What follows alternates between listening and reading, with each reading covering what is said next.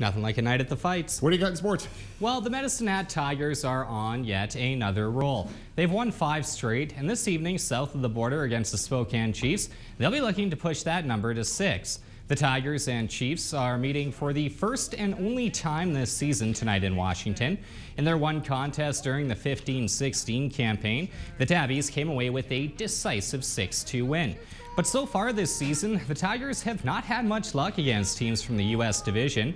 They sport an 0-3 record after losing to Everett, Seattle, and Portland on their Pacific Northwest road trip at the beginning of December. The Tigers, though, are one of the most consistent teams in the dub when it comes to their record. They're the only team in the league to have 18 or more wins both at home and on the road.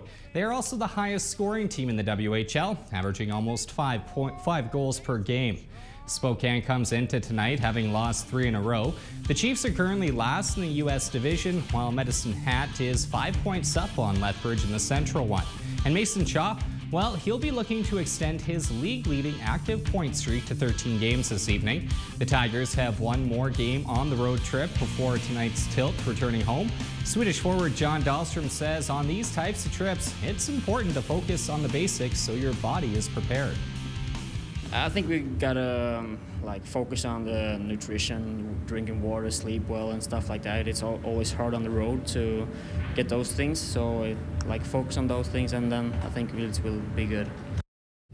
Michael Bullion is set to start in net tonight for the Tigers. Puck drop is at 7:05, and as always, Bob Ridley will have the call on Chat 94.5.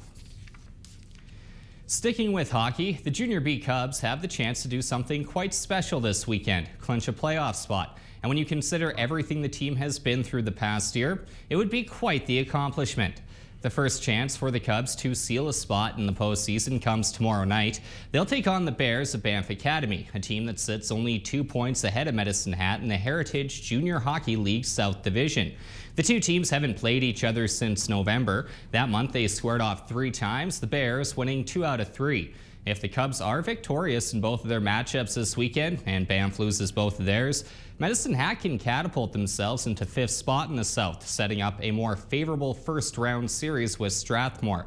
The Cubs and Bears square off at 7:30 tomorrow night, and Medicine Hat may be scoreboard watching a bit, since they can also clinch a playoff spot should the High River Flyers fall to Cochrane. It's a busy weekend for the court teams of Medicine Hat College, and a very important weekend for one team in particular. The women's basketball squad will be in tough against second-place St. Mary's as the Lightning have won 8 in a row. Right now, the Rattlers are in a playoff spot, but with only 6 games left this season, they need to keep things rolling and build upon their current 2-game win streak. Meanwhile, the high-flying men's team will look to continue their strong play as of late. Led by Guy Fook, they're coming off back-to-back wins against Olds College and face a Lightning team that's lost 4 in a row. In volleyball this weekend, Isak Helland Hansen and the men will be hoping to increase their lead atop the ACAC South, and they should have a good chance to do so against an Olds College team that hasn't won a single match all season. Meanwhile, the women will be looking to grab just their 2nd win of the year against the Broncos. So tonight at the Snake Pit, basketball is on tap, with the women playing at 6, the men at 8. Then things shift to Calgary for the second half of the home-and-home series. The volleyball teams are away this weekend, traveling tonight, then playing Saturday and Sunday. The men's basketball and volleyball teams both moved up in the national rankings earlier this week.